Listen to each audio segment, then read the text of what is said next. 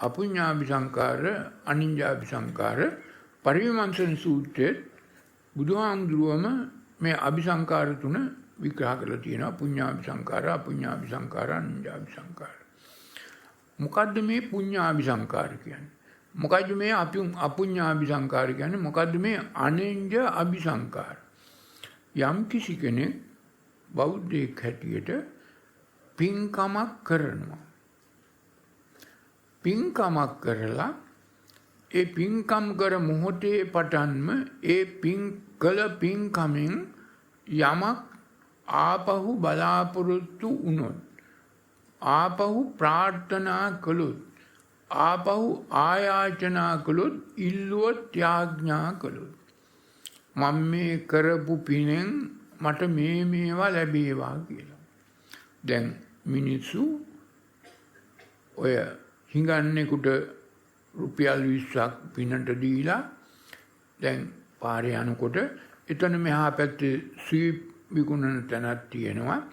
මේ හිඟන්නට රුපියල් 20ක් පිනට දීලා ඊගාව තව රුපියල් 20කින් ස්වීප් ටිකට් එකක් අරගෙන අර හිඟන්නට දීපු පිනේ බලෙන් මට මේ ස්වීප් එක ඇදේවා කියලා ස්වීප් එකක් ගන්නවා. අන්න පුඤ්ඤාභිසංකාර. ඒ පිනෙන් යමක් ආපහු තමන් ඉල්ලනවා. ඒ වගේම තමයි අර බෞද්ධ channel එකට රත්තරන් බඩුවක් පූජා කළා අර වයසක උපාසකම්මලා නැවත උපදින තැනකදී මේ වගේ 10 ගුණයක් රත්තරන් බඩු ලැබේවා කියලා ඉල්ලනවා. ඒ වගේම තමයි පන්සලේ හෝ ගෙදර හෝ දානයක් දීලා මේ දානෙ කරපු එකෙන් මට දෙව් සැප රජ සැප ලැබේවා, එක්ක නන්දා මල්ලිකා සුමනා සුනන්දාමෙන් භෝග සම්පත්, රූප සම්පත්, ධන සම්පත් ලැබේවා කියලා ඉල්ලනවා.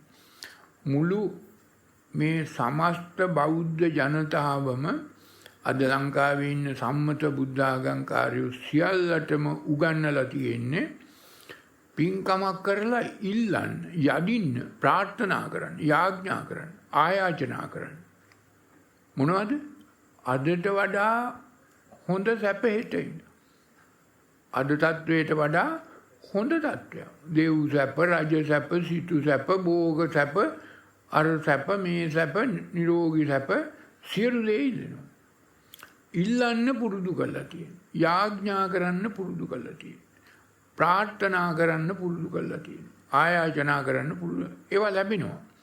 මොකද හිත හොඳින් පින්කමක් කරලා ඉල්ලුවාම ලැබෙනවා. හැබැයි ලැබෙනකොට නිවන වැහෙනවා, පැවැත්මට හේතු සකස් වෙනවා.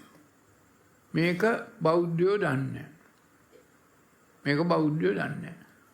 බෞද්ධයන්ට ඉගන්නලා තියෙන පන්සල් වල හාමුදුරුවෝ සියලු දේ සම්මත හාමුදුරුවෝ, සම්මත ගුරුවරු, දහම් පාසල් වල බෞද්ධ පාලි විශ්වවිද්‍යාලෙත් උගන්වන්නේ, බුද්ධ ශ්‍රාවක ධර්ම පීඨෙත් උගන්වන්නේ ඕකමයි. ඒක නිසා මේක මේ බුදුහාමුදුරුවන්ගේ ධර්මයක් නෙමෙයි, මේක සද්ධර්ම පුණ්ඩරික සූත්‍රය කියලා ඔය මහා සාංඝික නිකායේ ඉන්දියාවේ තිබුණු ආගමක්.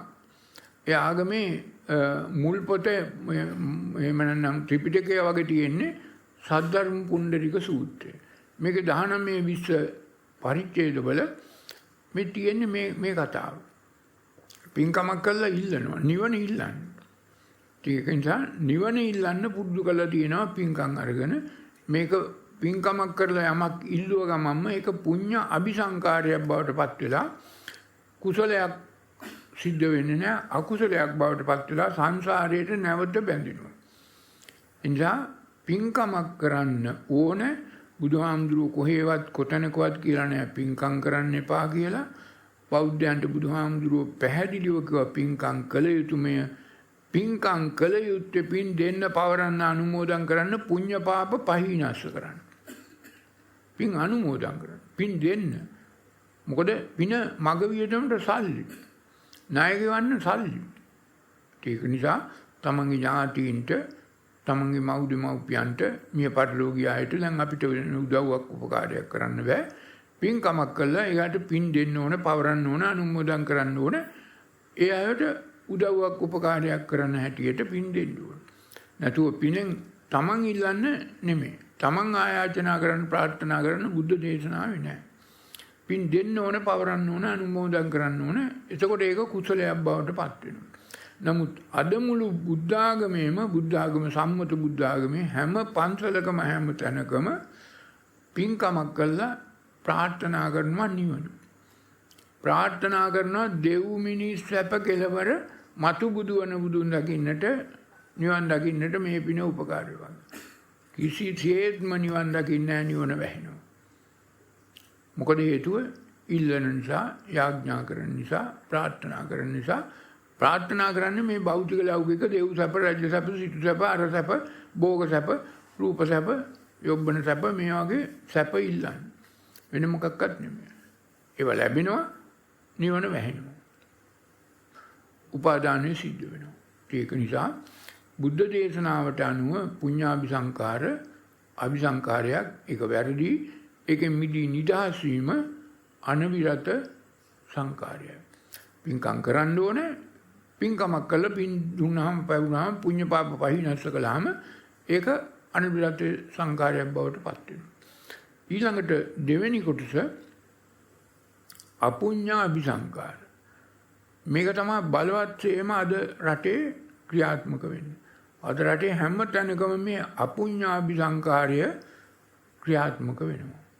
Tamanට මොනවා හරි නැති වුණාම අලාභයක් පාඩුවක් මොකක් හරි වුණාම මිනිස්සු බොහොම වැරදි විදිහට කටයුතු කරනවා. ඒක තමයි අපි හිතමුකෝ ඔබේ වත්තේ කෙහෙල් පඳුරක් හැදුවා. කෙහෙල් ගහක් හිටෝලා හොඳ කෙහෙල් පඳුරක් හැදුවා පෝර දාලා හොඳට කෙහෙල් කන හැදුනා. කෙහෙල් කන දැන් පැහිලා තියෙනවා. ඔබ කල්පනා කරා කෙහෙල් කන පැවුනට දවස් දෙකක් තියලා කපන්න ඕන. ඒකින්ද කෙහෙල් කන තිබ්බා. කෙහෙල් කන කැපුවේ නැහැ. පහුවදා රැය වෙනකොට හොරෙක් ඇවිල්ලා කෙහෙල් කන කපාගෙන ගියා. දැන් ඔබ බලාපොරොත්තුුනේ නැහැ මේ කෙහෙල් කන කපයි කියලා. නමුත් හොරු කපාගෙන ගියා. ඔබට අහිමි වුණා. අලාභයක් ආවා. ඔබ කැමති දෙයක් නෙමෙයි සිද්ධ වුණේ අකමැති දෙයක්.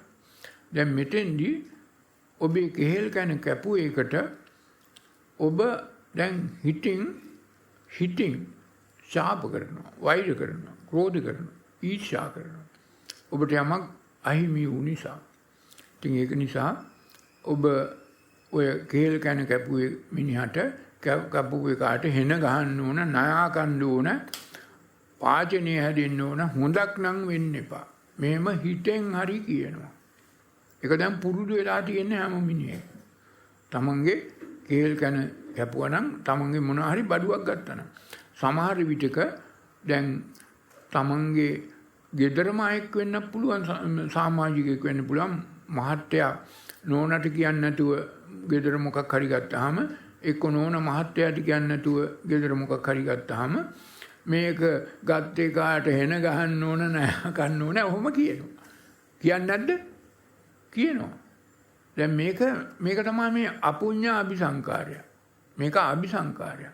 ඒක නිසා දැන් මේක ඇත්ත වශයෙන්ම හිතෙන් කරනවා. සාමාන්‍යයෙන් වෙන කාටවත් කියන්නේ හිතින් කරනවා. මේවා කියනකොට කරනකොට ඔබ දන්නේ නැතුවට ඔබේ මේ බඹයක් පමණ වූ ශරීර කූඩුව තුල ලොකු රසායනික සංයෝගයක් ක්‍රියාත්මක වෙනවා. උරුම වෙනවා, කර්මයක් උරුම වෙනවා. ලොකු වෙනසක් ඇති වෙනවා. මොකද ඔක මරන්න ඕන, ණය කන්න ඕන, පාචනය හැදින්න ඕන. මේවා හිතින් කියන්නේ. මනෝ පුබ්බංගමා ධම්මා මනෝසෙට්ටා මනෝමය කියලා කිව්වේ ඒකයි. ඒක නිසා හිතෙන් කරන වැඩේ ඒක Tamanට කවදා හරි ඒක කර්මයක් උරුම වෙනවා. ඒ වගේ ශාපයක් ඒක අපුඤ්ඤ අபிසංකාරයක්. ඊට පස්සේ ඒක කරලා තව හිතෙන් දැන් කෙහෙල් කන උදේ රැයින් බැලුවාම කෙහෙල් කන කැපුව කපලා ගිය බව දැක්කගත්ත ගමන් ලොකු වේගයක් වේදනාවක් ආවේගයක් ඇහිලා මෙහෙම එකක් කියනවා. ඒකෙන් නවතින්නේ නැහැ. ඊට පස්සේ බැලුවාම ඕකට හොඳ වැඩක් කරන්න ඕනේ කියලා තව මොනවා හරි තව රුපියල් කෙහෙල් කන වටිනාකම රුපියල් 1000 වෙන්න පුළුවන්. තවත් රුපියල් 500ක් 1000ක් වියදම් කළා හොඳට පූජා වට්ටියකුත් හදාගෙන තවත් ටිකක් වියදම් කරලා එක්කෝ මුන්නේසරමට එක්කෝ මෝදරට එක්කෝ සීනිගමට කතරගමට එහෙම නැත්නම් ගමේ පන්සලට හරි ගිහිල්ලා ගමේ පන්සලෙත් තියෙනවනේ දේවාලයක්. දේවාලෙට ගිහිල්ලා මොකක් හරි පොල් ගෙඩියක් ගහලා වස් කවියක් කියලා යාදින්නක් ඇදලා කනලව්වක් කරලා දෙවියන්ගෙන් ඉල්ලා හිටනවා ඕකට හොඳට ලඬුවම් කරන්න ඕනේ කියලා.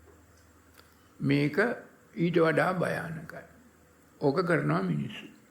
තමන්ට යමක් නැති වුණාම මේක අපුඤ්ඤා අபிසංකාරයක්. මේක නිසා ඉස්සෙල්ලම කිලුටු වෙන්නේ තමන්ගේ ඇතුළාන්තය. ඉස්සෙල්ලම පළමුවෙන් කිලුටු වෙන්නේ තමන්ගේ ඇතුළාන්තය. කර්මයේ උරුම වෙන්නේ තමන්ට. ඒක තමයි අර මිත්‍යා දෘෂ්ටිකෝ අර කම්මානම් පලං විපාකම් කිව්වේ ඒකයි. ඉතින් ඒක නිසා ඊළඟට ඔබ කරන මේ පොල් ගහනවා, යදිනවා, වස් කවි කියනවා, ශාප කරනවා, දෙස් දෙවල් තියෙනවා මුළු විශ්වයටම ඒ කළු කිරණ විස කිරණ පැතිරෙනවා. දෙආකාරයකට දෙපැත්තකින් මේ අபிසංකාර සිද්ධ වෙලා මුළු ලෝකෙම හිතෙන් අර අභිනිවේෂ අනුසය හැටියට මේවා උපාදානය කරගන්න. ඒක නිසා මේක ලොකුම ලොකු වරදක්. ඊළඟට දැන් මේක මෙතකින් නවතින්නෙත් නැහැ. දැන් මොකක් හරි කාට හරි ඒ වගේ කැමති නැති දෙයක් සිද්ධ වුණාම මේක සාමාන්‍යයෙන් කාට හරි අපහසුයක් අමාරුවක් ආවම ඊළඟට මේවා මේ sannivedana මාර්ගම වලින් රූපවාහිනී වලින් රේඩියෝ වලින් ඔය channel වලින් ඉන්ටර්නෙට් වලින් මේවා ඔක්කොම මුළු සමාජයේටම සමස්තයක් වශයෙන් මේවා පතුරවා හරිනවා.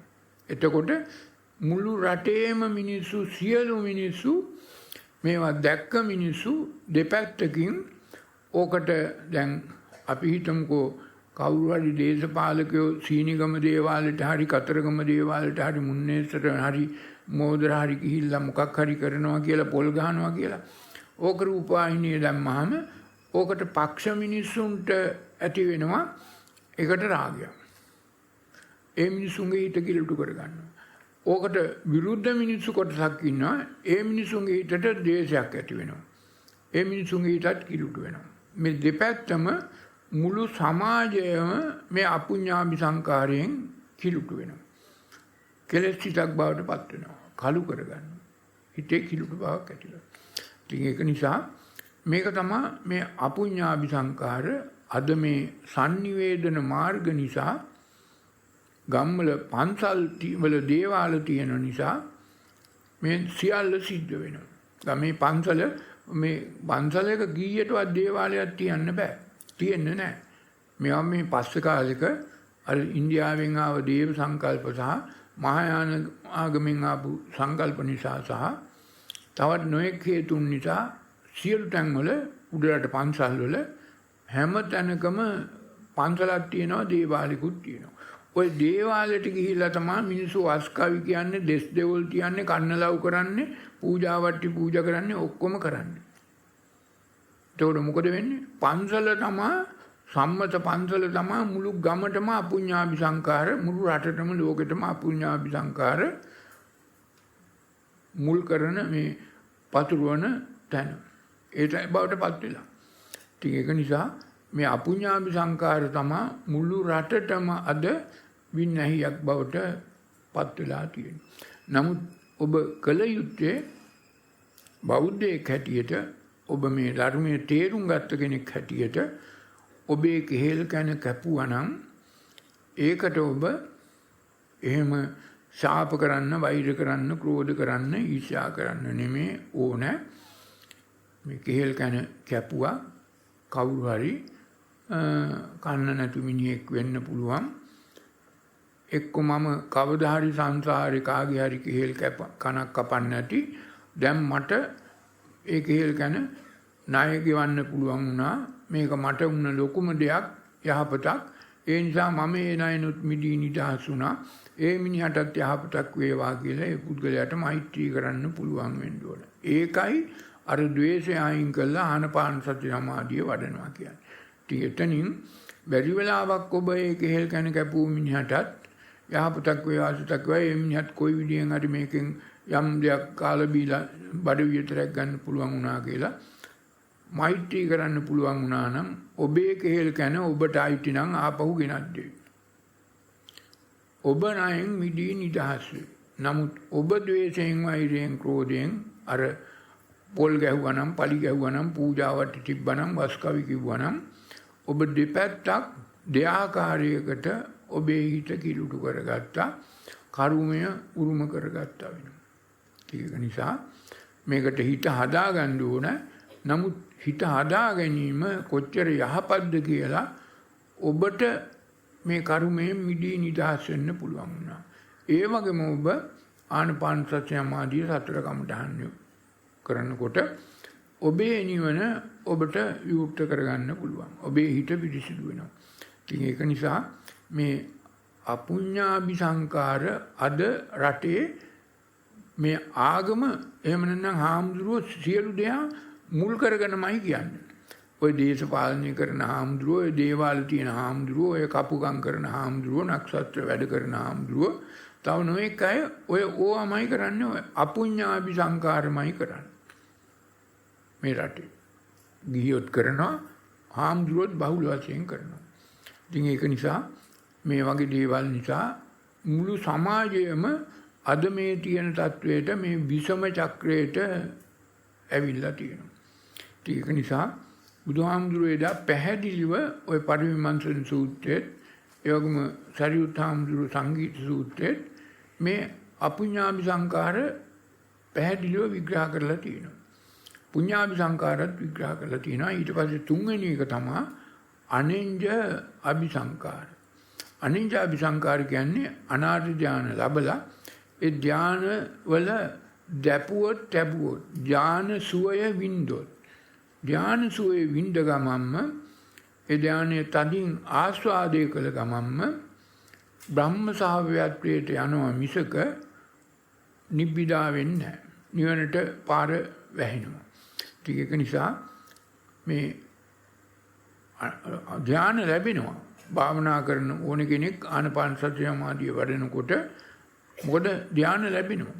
හැබැයි ධාන සුවය විඳින්න බුදුහාමුදුරුවෝ පැකිවා ඒ ධානයත් නිත්‍යසේ ගන්න එපා අනිච්චං.